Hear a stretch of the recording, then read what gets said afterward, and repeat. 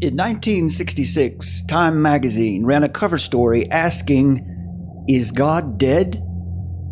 Many have accepted the cultural narrative that God is obsolete, that as science progresses, there is less need for a God to explain the universe. Yet it turns out that the rumors of God's death were premature. More amazing is that the relatively recent case for his existence comes from a surprising place: science itself. Here's the story. The same year Time featured the now famous headline, the astronomer Carl Sagan announced that there were two important criteria for a planet to support life. 1, the right kind of star, and 2, a planet the right distance from that star. Given the roughly octillion, that is 1 followed by 27 zeros, planets in the universe, there should have been about septillion, 1 followed by 24 zeros, planets capable of supporting life. With such spectacular odds, the search for extraterrestrial intelligence, a large, expensive collection of private and publicly funded projects launched in the 1960s, was sure to turn up something soon. Scientists listened with a vast radio-telescopic network for signals that resembled coded intelligence and were not merely random. But as years passed, the silence from the rest of the universe was deafening. Congress defunded SETI in 1993, but the search continues with private funds. As of the year 2014, researchers have discovered precisely bupkis. That is 0 followed by nothing. What happened? As our knowledge of the universe increased, it became clear that there were far more factors necessary for life than Sagan supposed. His 2 parameters grew to 10, then to 20, then to 50, and so the number of potentially life-supporting planets decreased accordingly. The number dropped to a few thousand planets and kept on plummeting. Even SETI proponents acknowledged the problem. Peter Schenkel wrote in a 2006 piece for Skeptical Inquirer magazine, quote, "In light of new findings and insights, it seems appropriate to put excessive euphoria to rest. We should quietly admit that the early estimates may no longer be tenable." As factors continued to be discovered, the number of possible planets hit 0 and kept going.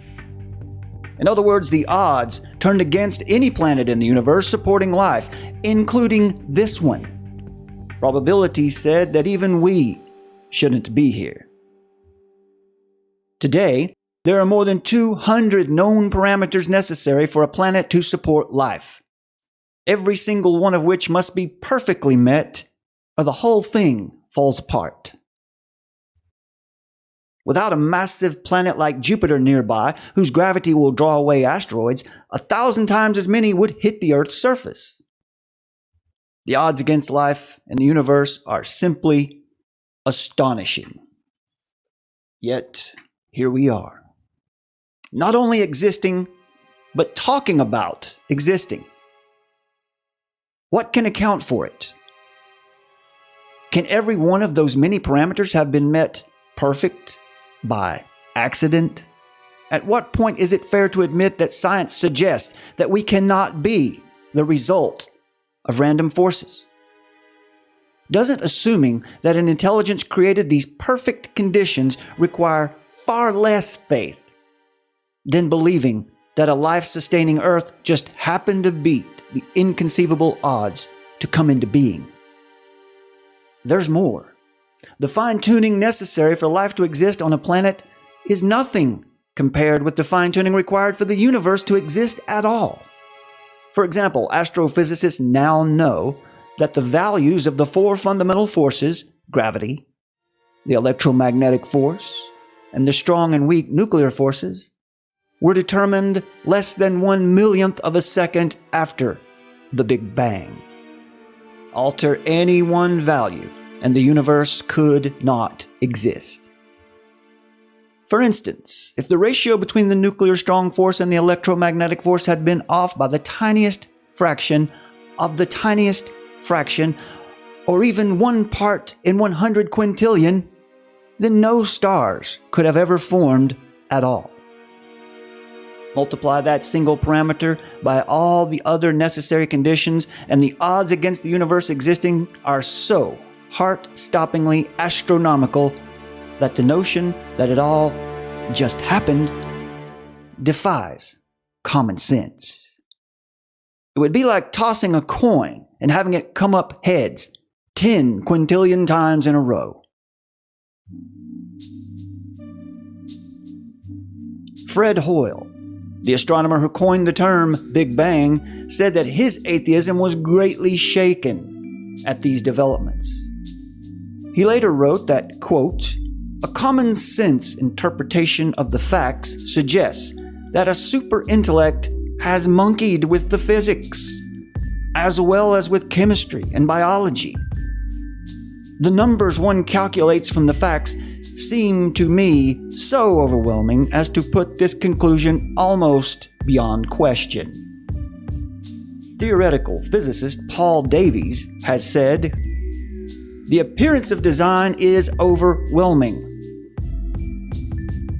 And Oxford professor John Lennox has said, quote, "The more we get to know about our universe, the more the hypothesis that there is a creator gains credibility as the best explanation of why we're here."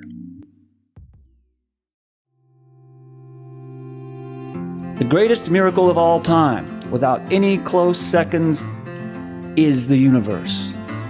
It is the miracle of all miracles, one that ineluctably points, with the combined brightness of every star, to something or someone beyond itself.